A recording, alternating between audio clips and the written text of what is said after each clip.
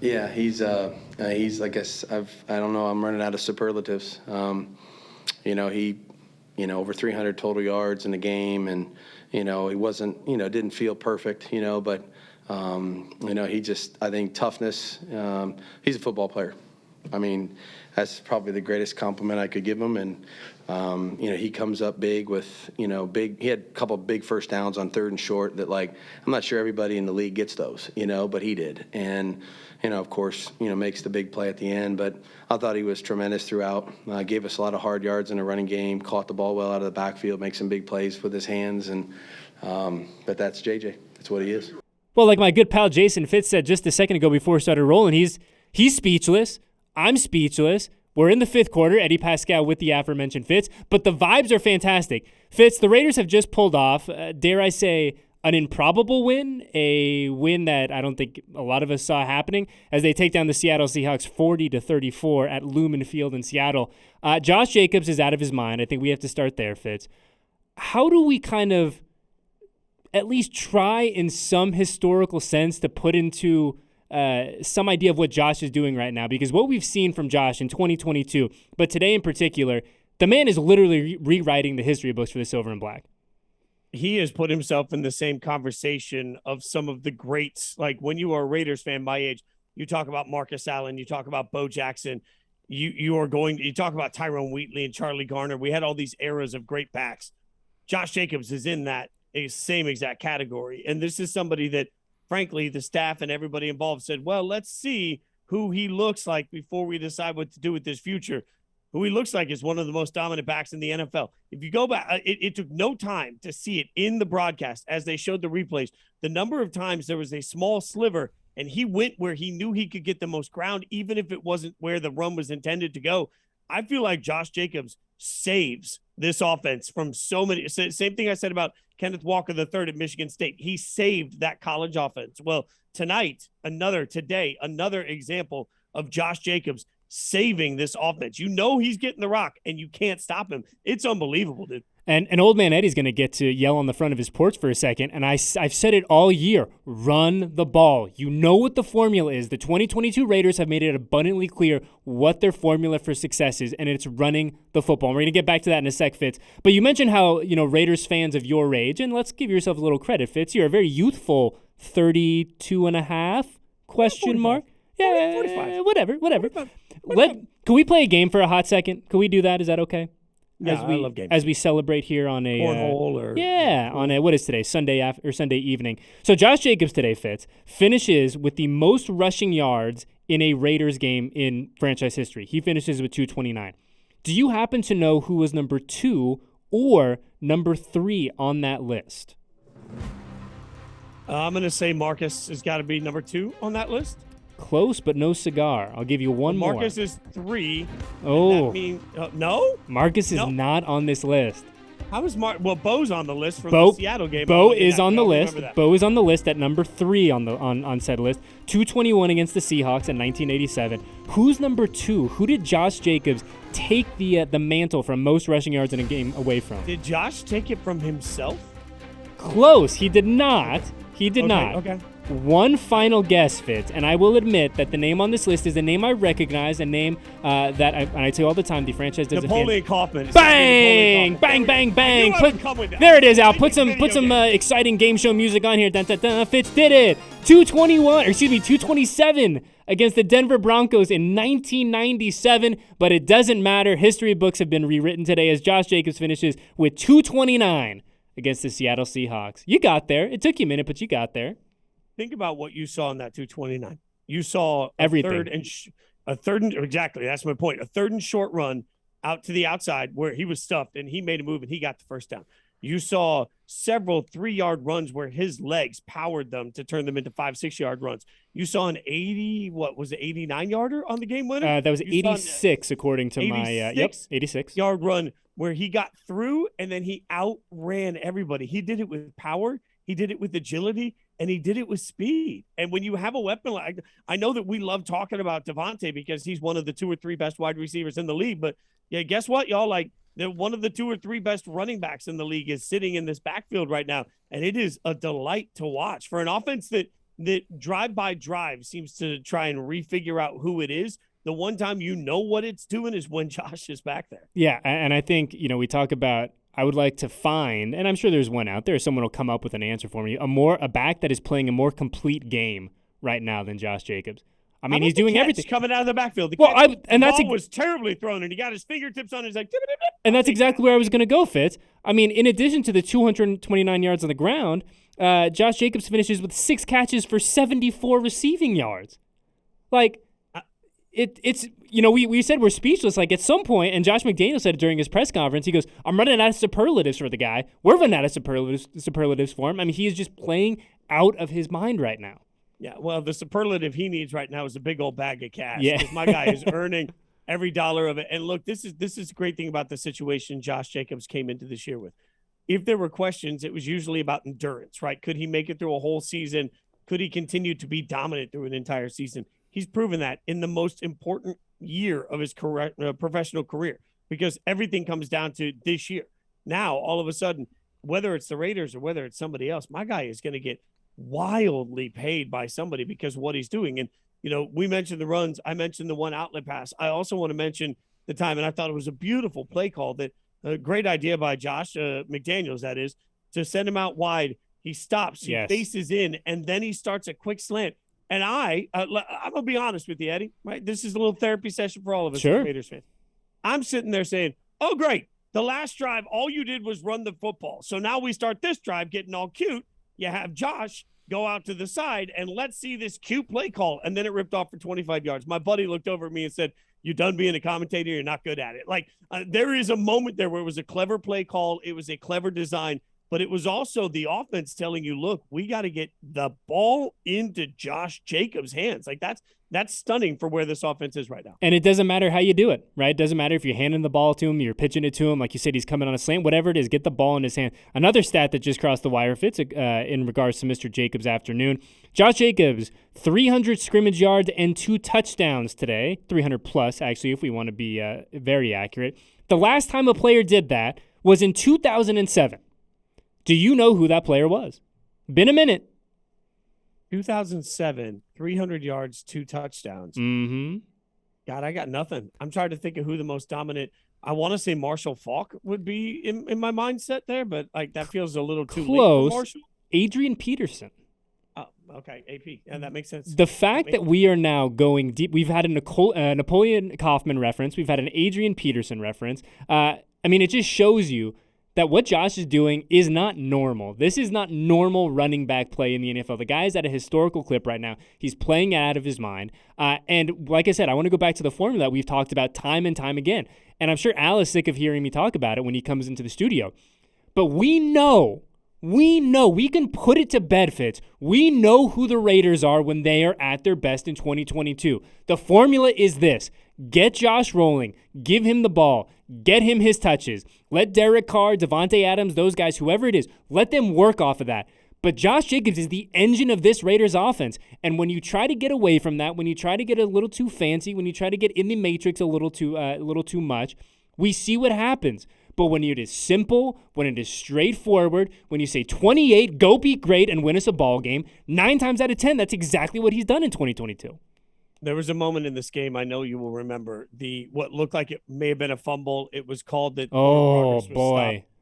The craziest part about that is that he got bent backwards in a way that most people don't get bent. And I looked at it and I thought, man, he came up a little, like you could see the pain in his face. The next couple of plays, he got the ball again, and you could see him physically wincing. His face was making that I'm in pain moment. And I thought, well, they're going to have to reduce his workload, and they didn't. Like, that just speaks to the overall general toughness of that human being that gets on the sideline long enough to see White take 2 carries, and then he's like, no, this is my team. I am right back in this game. Like, I got nothing but love and respect for that. Credit to Zamir, too, really credit the entire running back room today. They all got involved. Zamir finishes his afternoon, 2 carries for 28 yards. If you're a rookie averaging 14 yards a pop, Fitz, I think that'll work. That'll do. Yeah. Amir Abdullah also gets in the mix. He finishes 3 for 16, contributes on special teams. He finds the end zone as well in the receiving game. Also, let's just for a second just bring up the fact that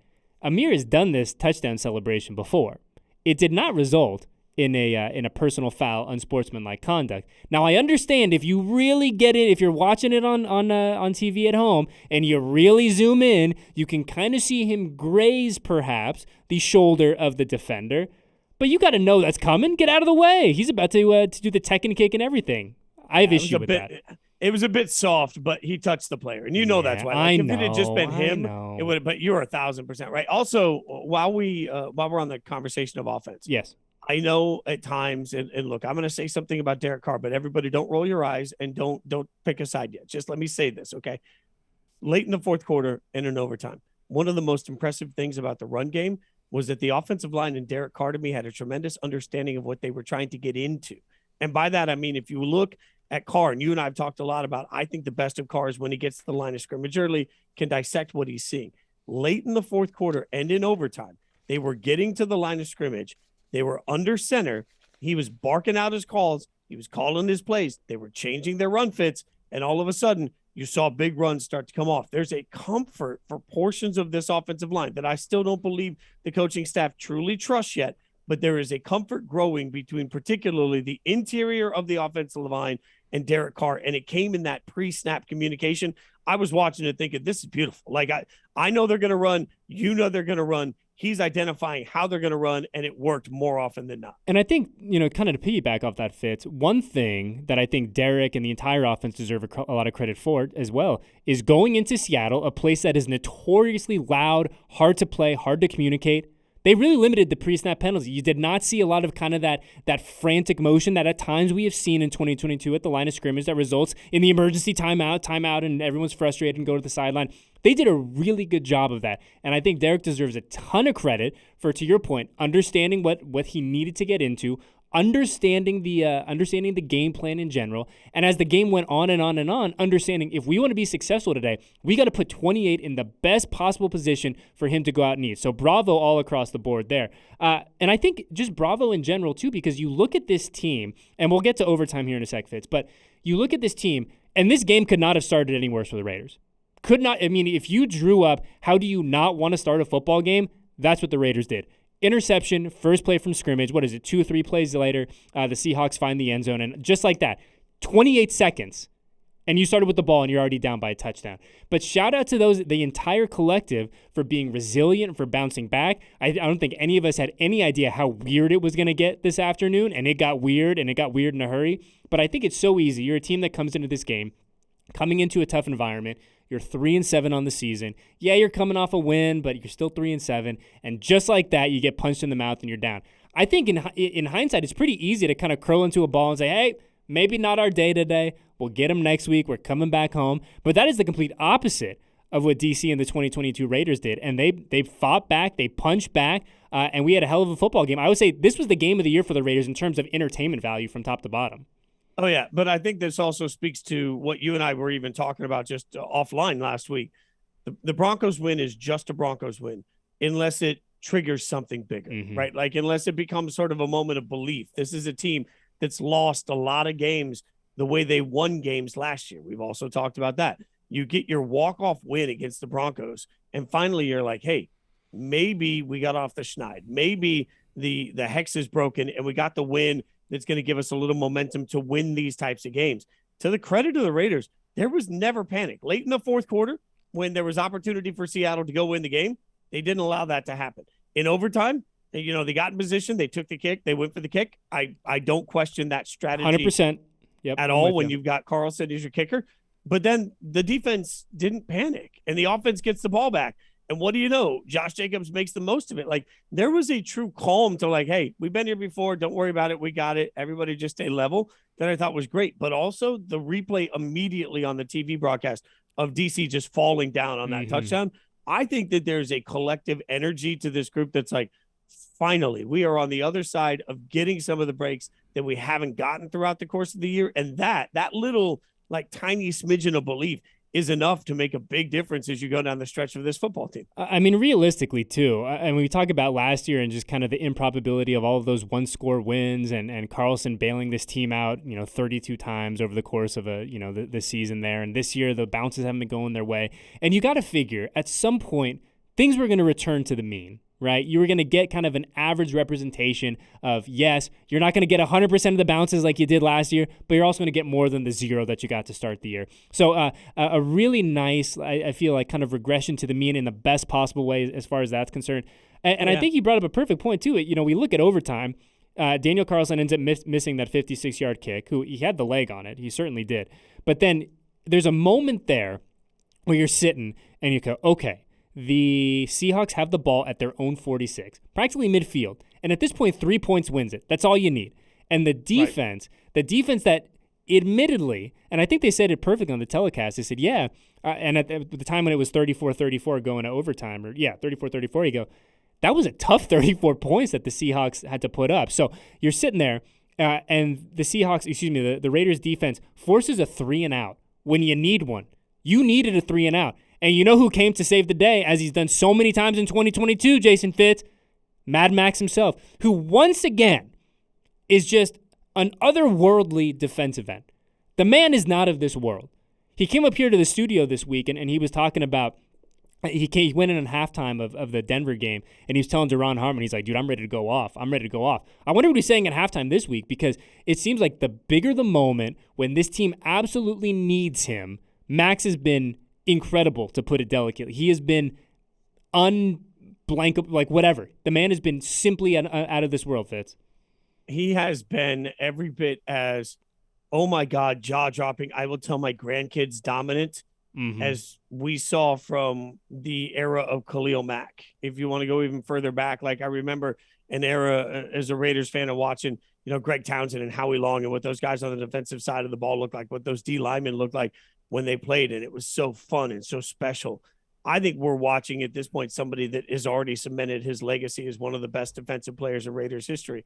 And it's because of the effort, the dominance, the sheer, at times, again, how many times are you and I going to mention triple teaming him? Yeah. I mean, they were triple teaming him. And at one point, the entire Seattle line was set up for the move they thought was coming inside. And all he did was step out and bull rush, just flat out sent their tackle directly into Geno Smith. Geno never had the chance to throw the football. So, this was just another one of those Herculean efforts where you look at Max and say, dude, you just got all that money and you have already outplayed your contract. Kudos to you, good sir. Like, not everybody is wired to continue to drive that way. He'd have a million reasons why he could take a play or a half or a drive off, and he doesn't. It's incredible to watch. I think we need to step back, no matter the results on the field, and understand we are watching an all-time great in the making here for the Raiders, and also one of the easiest people to root for the Raiders. So, like, all of these things factor in together, and it's just, my God, like, Max isn't getting any help, and he doesn't need it.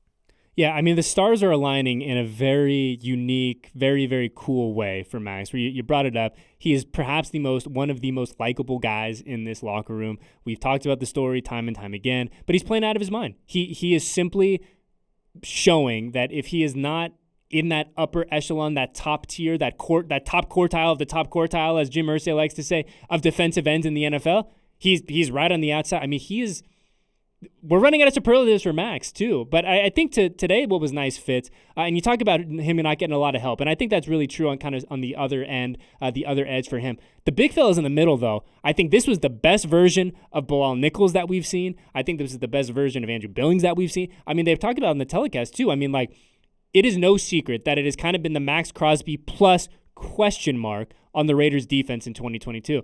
And I know that maybe it wasn't the sexiest today, but he finally got some help from those big boys. And when those guys, when you're getting that interior rush too, it makes everything so much easier for the back end as well.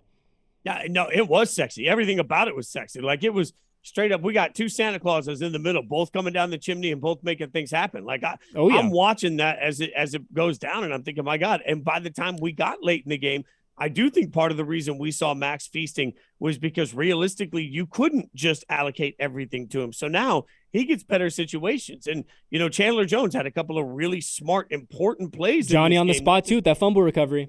I mean, I'm looking at all the guys on that D line and saying, my God, there were some coverage breakdowns. I'm not going to gloss over that. And there were certainly some coverage breakdowns.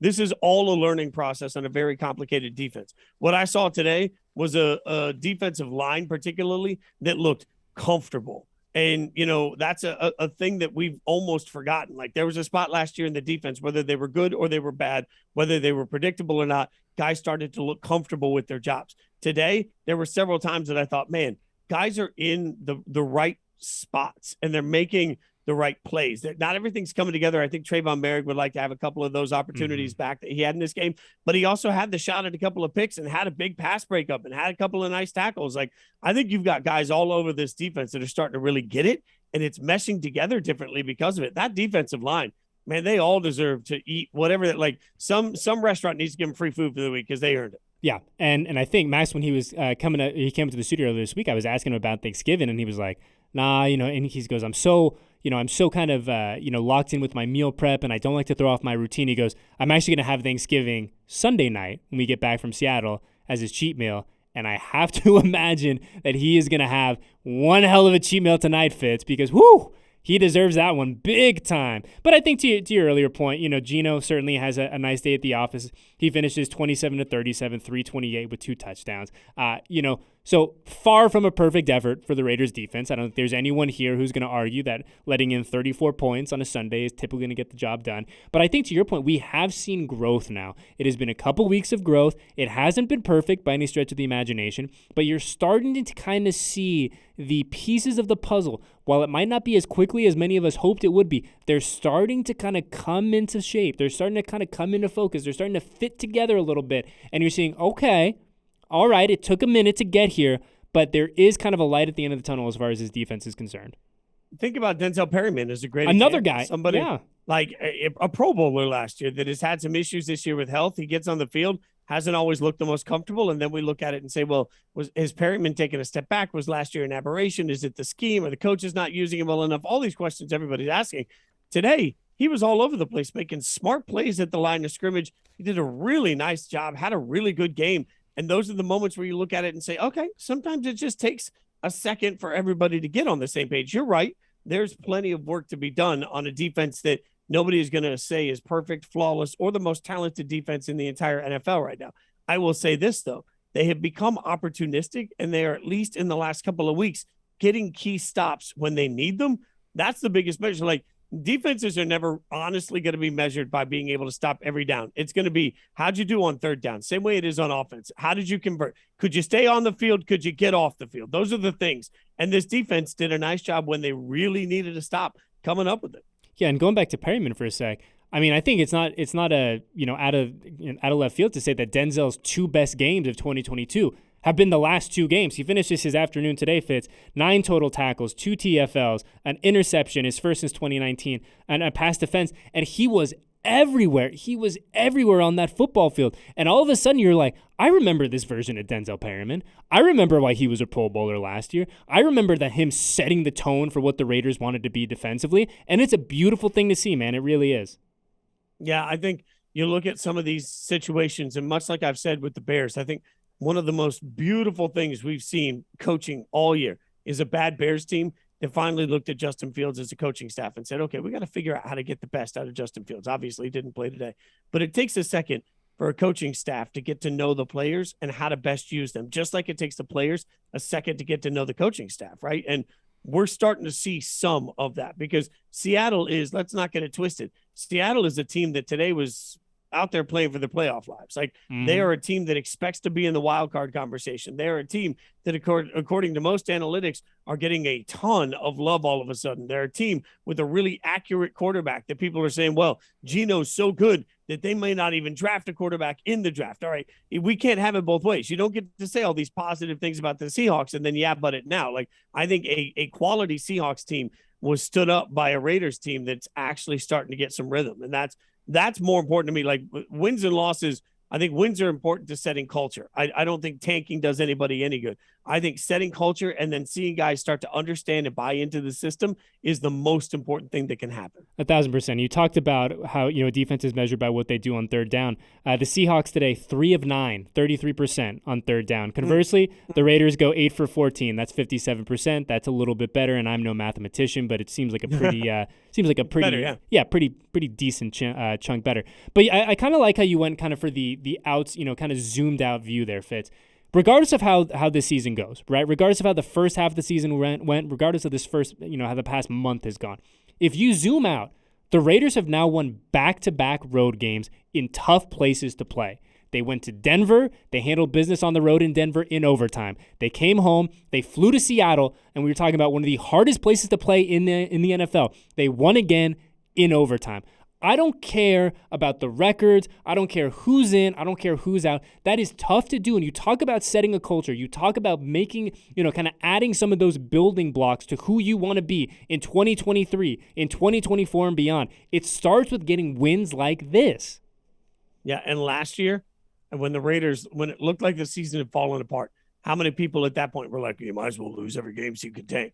We watched a bunch of wins in a row that led to a playoff berth. Now, is that likely this year? Probably not. Yeah. I mean, that's pretty improbable. I'm not stupid, contrary to popular belief. But I will say that at some point you got to look at it and say, man, what I want to see is Devontae and DC really find the rhythm that they want to can carry into next year. I want to see young guys on the offensive line continue to grow and develop and become better. I want to see defensive contributors on the backside of the defense really start to grow up and even be better players than they were. And I want to find out if all of the players in that locker room can buy into what's happening here. Like I want Dave Ziegler to be challenged at the draft with the best thing that he can do with the 15th, 17th, 18th pick. Like that's a better world to me than tanking and just presuming that suddenly next year everything gets better because one quarterback that may or may not work out is in the draft at the second overall pick. Like I don't understand that logic at all. Yeah, and I will give you credit. You have been on the, having a top 5 pick and taking a quarterback doesn't change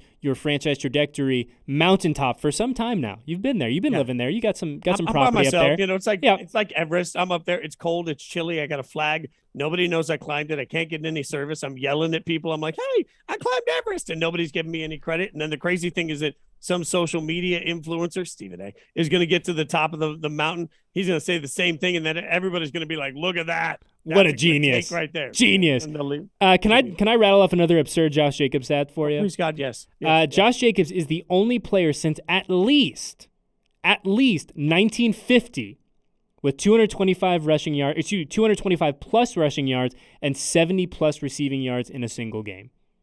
Oh my God.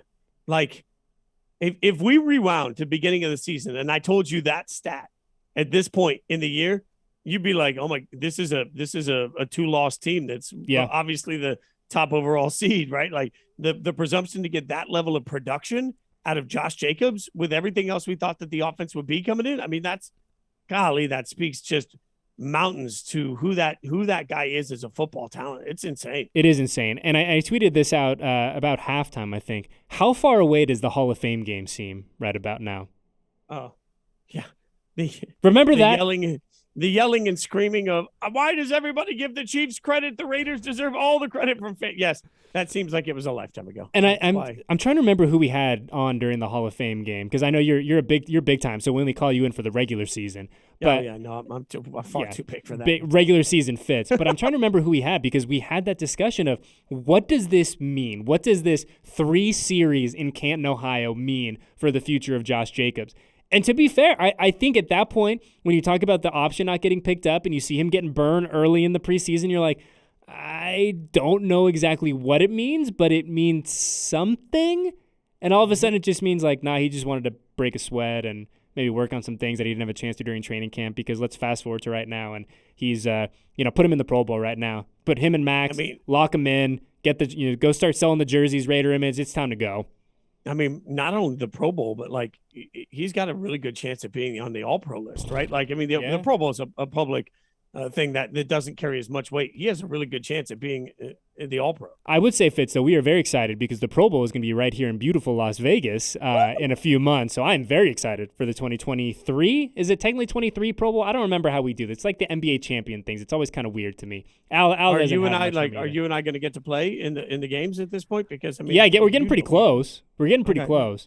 But I mean, all the same, it's just like this guy. What he's doing it's really hard to put in a kind of historical context because also here's another one. Here's a good one that just hit the wire as well. After today's win, Fitz, the Raiders are now 11-3 when Josh hits over 100 yards. The 2 losses against the Chiefs. So take the Chiefs out of it. They are now 11-1 when Josh Jacobs hits 100 yards. The formula.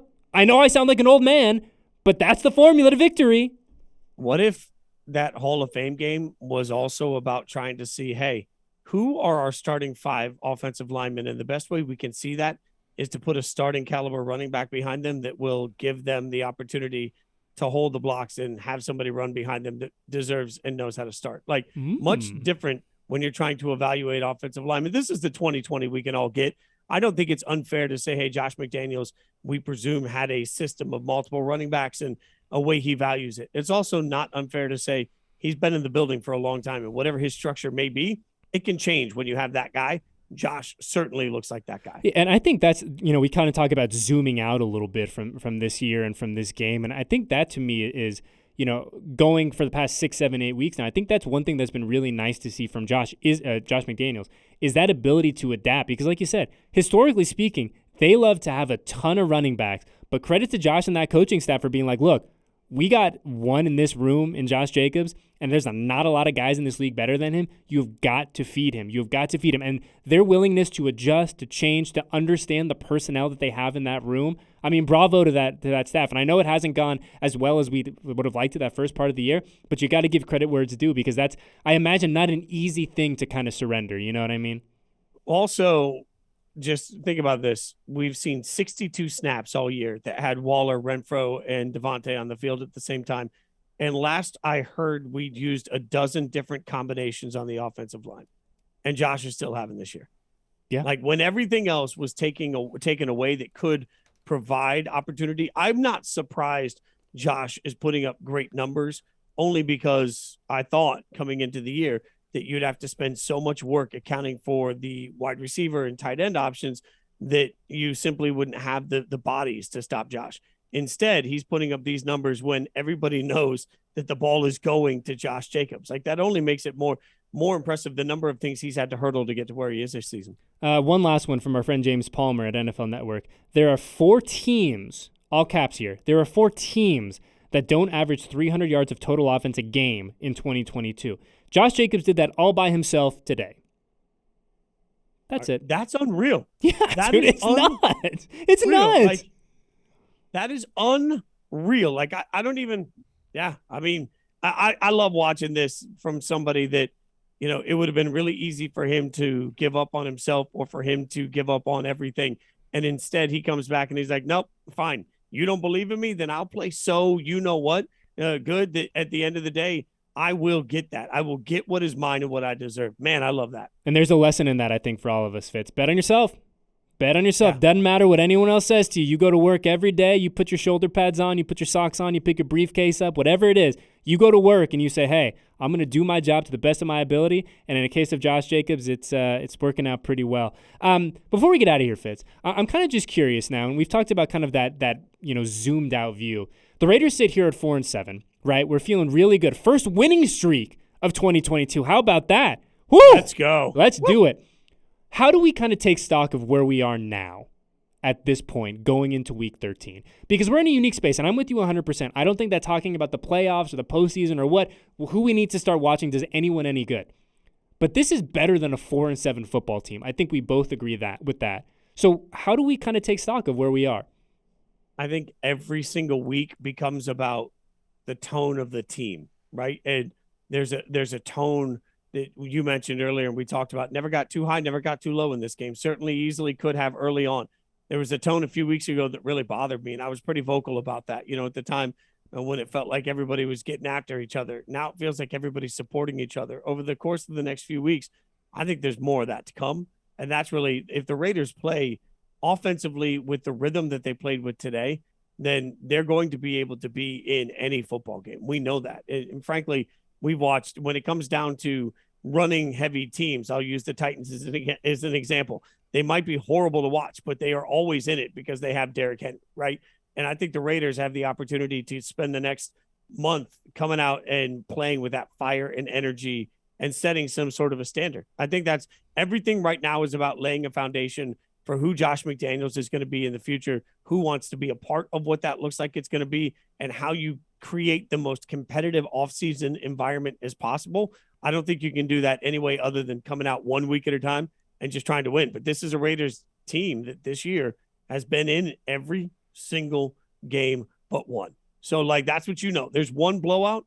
Every other game on the entire schedule is like, yep, could be. So that's what makes it wild to watch, is that you know it's going to be dramatic, and they have the chance to win every single week. Never boring either.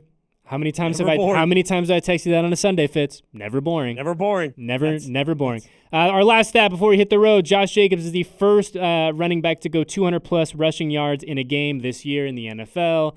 No surprise there. What else can we say? The man has been incredible. He's playing out of his mind. He's put this team on his back. He is the engine that makes it all go. And it's been so much fun to watch. It really has. Yeah. I mean, fantasy football owners everywhere are ecstatic. Oh, with yeah. Josh Jacobs today. Like, it is wild how much. I think Josh Jacobs saved the Raiders today, and that's not the first time this season that he's done that. Someone out there, if you had Josh Jacobs in fantasy, screenshot what that looks like, just because I'm kind of curious. Just send over a screenshot to Fitz and I, and just for my own edification, I want to see what it looks like and enjoy 100%. that. That'll be fun to see. Well, Fitz, God, it is so much more fun to do this after a win. It's so much more fun. It's great to see you every Sunday or every other Sunday that we have you here, but it is so much more fun after a W, and especially a big overtime, incredibly exciting, entertaining, historic as far as Josh Jacobs goes kind of day. So, fantastic to see you. We will do it again very soon. I know that. So for Eddie Paskal, my man Jason Fitz, Big Al, who's been monitoring the levels over here, and everyone else in the studio, thank you for hanging out with us. And we will catch you next week. Who do we have next week, Al? The Chargers? Who am I getting? We're getting the Chargers. Fitz tells me we're getting the Chargers. Come on. We will see you guys after the Chargers game for our next episode of the Fifth Quarter, presented by Twitch.